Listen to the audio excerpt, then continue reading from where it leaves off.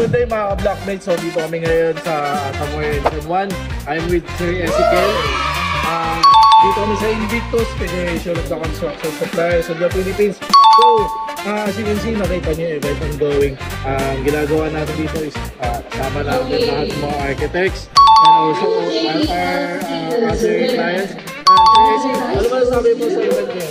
Grabe, sobrang solid itong event na to. Actually, yung event na to para talaga sa mga clients namin. So, na nagbigay ng time para pumunta ngayon sa event na to. So, for me, sobrang successful itong event na to kasi nakapag-connect kami ulit sa mga clients namin and of course, sa mga bago kaming nakilala.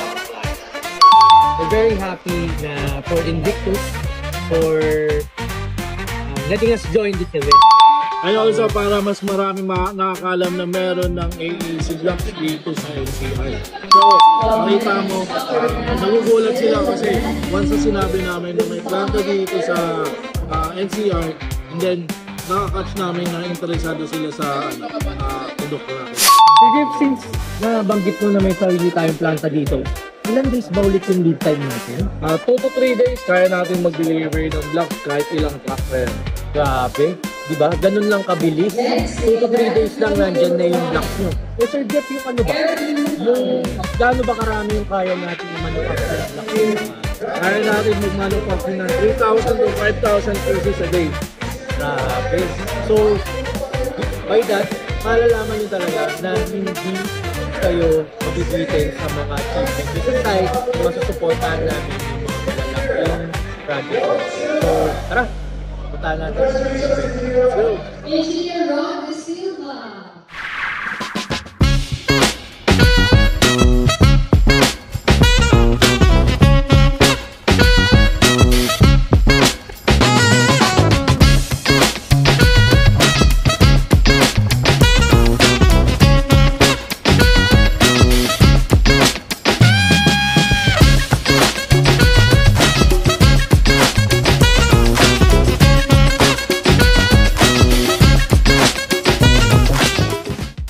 Yun na nga mga ka-blockmates yung nangyari ngayong gabing ko. Makikita mo, we're on awardings na, and also marami kami ng mga nakausap ng mga bagong kliyente. Ang Sir Ezekiel, kumusta na experience mo ngayong gabi dito? Grabe,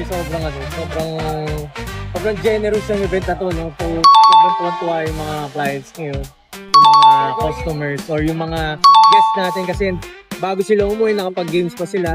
Tapos at the same time, no, na-showcase din natin kung ano ba at sino ba talaga si EcoCap. Tignan mo. Grabe, isang architect lang yung ano niya. So hindi lang tayo puro beta, at least giving back din tayo sa mga clients natin. And hopefully nag-enjoy sila. Bye!